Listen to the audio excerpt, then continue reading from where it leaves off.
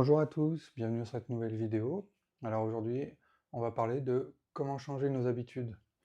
Une des choses qui revient avec cette plateforme, c'est comment est-ce que je vais intégrer ça dans mon quotidien. J'en discutais du coup avec un ami et je me suis dit qu'il fallait que j'en parle à tout le monde. Donc voilà, je vais essayer de vous expliquer, en tout cas mon point de vue sur le sujet et comment je fais pour moi.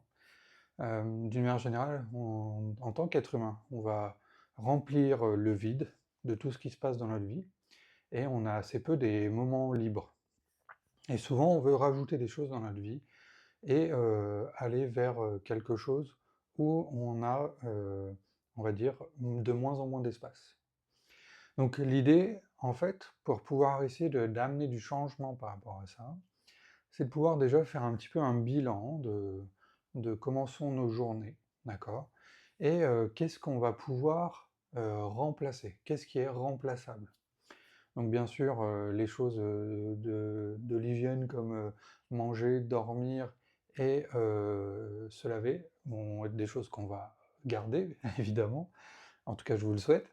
Mais du coup, l'idée, c'est de voir les choses entre guillemets, qu'on pourrait enlever. Donc typiquement, un exemple, des moments où on regarde la télé. Ça, c'est un moment qu'on peut remplacer. Ça ne veut pas dire qu'il faut le remplacer tout le temps, ça veut dire que c'est un moment où nous, dans notre esprit, on va se conditionner à se dire: «Ah, là j'ai envie de regarder une série, mais je pourrais faire autre chose». D'accord? Alors bien sûr, il y a des jours où vous aurez envie de regarder votre série ou votre télé, et c'est OK. Des fois, vous allez, si vous lisez par exemple, il y a des moments dans votre journée où vous allez lire des habitudes. Donc c'est ces créneaux-là en fait, d'habitudes, de choses qu'on fait qui sont remplaçables. Bien sûr, si c'est du temps avec nos enfants, c'est important de garder du temps avec nos enfants. Mais peut-être qu'il faut s'assurer que dans ce temps qu'on donne, on va dire à notre famille, peut-être qu'il faut qu'on garde un espace pour nous. Ok. Donc voilà, l'idée, en fait, pour amener ce changement d'habitude, c'est de pouvoir déjà, dans un premier temps, identifier ce que vous pouvez remplacer. Donc, du coup, peut-être un moment où vous allez prendre un café, je sais pas moi, à l'extérieur. Peut-être que ça peut être un moment où vous vous asseyez chez vous dans un coin calme et vous méditez. Ou même à l'extérieur, vous pouvez faire ça dans la nature, la méditation.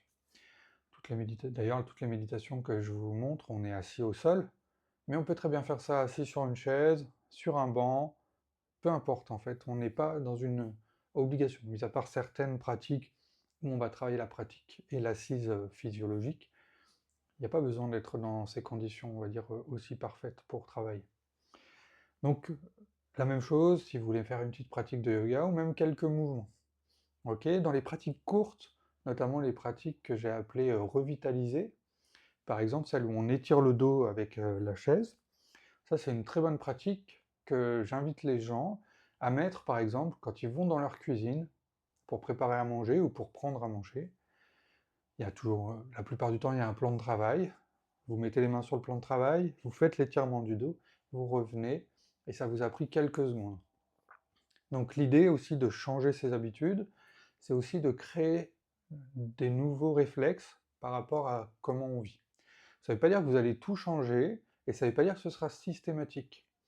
Il y a des gens qui vont me dire: «Ah oui, mais en fait, si je remplace ma série télé par ma méditation», ce qui serait bien hein, dans les faits, mais des fois on a besoin de cette, on va dire, cette série télé pour se changer les idées.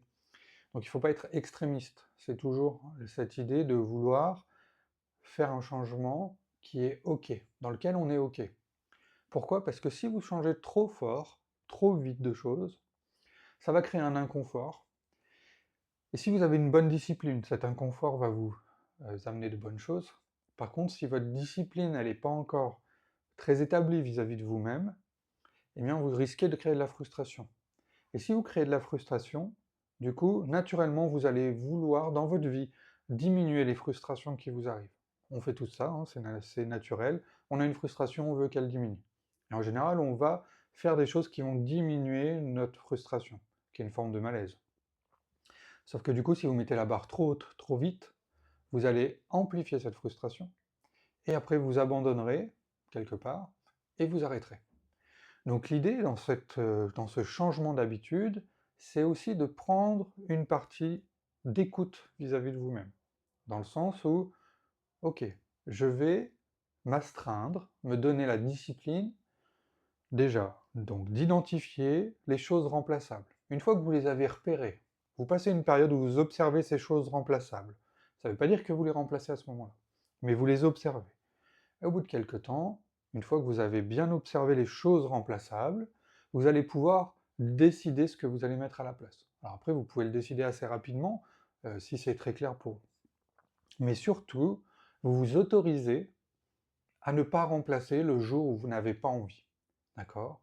Alors bien sûr, si c'est tous les jours où vous n'avez pas envie, c'est autre chose. Il va falloir travailler sur l'axe de la discipline et vous dire, ok, eh bien cette fois-ci, même si j'ai pas envie, je vais y aller. Mais ça ne veut pas dire que ce sera tous les jours. Ne vous mettez pas une contrainte trop forte. On dit que pour changer une habitude, il faut 21 jours. C'est un chiffre très précis qui, à mon avis, n'est pas tant que ça. Mais du coup, gardez à l'idée que c'est un ordre de grandeur et qu'en une vingtaine de jours, vous pouvez changer une habitude et que la discipline, c'est drôle, il y a un oiseau qui vient voler juste vers la fenêtre quand je dis ça, que la discipline que vous allez vous donner, d'accord, il faut que vous puissiez l'accueillir, ok? Si tout de suite je vous mets une discipline trop stricte, genre, je sais pas, vous êtes en vacances sur la plage et d'un coup, vous êtes à l'armée, donc l'armée militaire. Vous allez pouvoir, entre guillemets, avoir un gap tellement grand que la discipline va être très dure à vivre. Mais si vous y allez progressivement, je pense que vous pouvez devenir, entre guillemets, un bon soldat, dans le sens où vous allez écouter ce que vous allez vouloir faire. D'accord? Parce qu'on a tous tendance à ne pas faire ce qu'on se dit. Ok? Voilà un petit peu. Donc, premier axe, identifier ce qui est remplaçable. D'accord? Vous allez me dire peut-être qu'il n'y a rien de remplaçable. En général, on trouve toujours un petit truc, même si c'est 5 minutes dans une semaine, d'accord? Il y a toujours un petit truc où c'est possible. Deuxième étape, commencer à remplacer. Donc vous avez les micro-pratiques de 5-10 minutes qui sont normalement assez faciles à intégrer, d'accord? S'assurer qu'on se met une discipline suffisante pour le faire régulièrement, mais pas trop, pour ne pas être dans quelque chose où on est en opposition et où on va se décourager, ok? Et avec ces 4 axes-là, si vous êtes, entre guillemets, conscient de ça, vous pouvez venir tenir un petit journal de bord, ou vous mettez une feuille quelque part chez vous sur lequel vous pouvez noter, si ça peut vous aider. Moi, je suis très mauvais pour noter, typiquement, donc je ne le fais jamais. Mais la méthode, en fait, si vous l'avez mentalement dans la tête, ça va être OK. OK? Donc, essayez de voir, justement, ces 4 étapes, si vous pouvez les amener pour changer vos habitudes.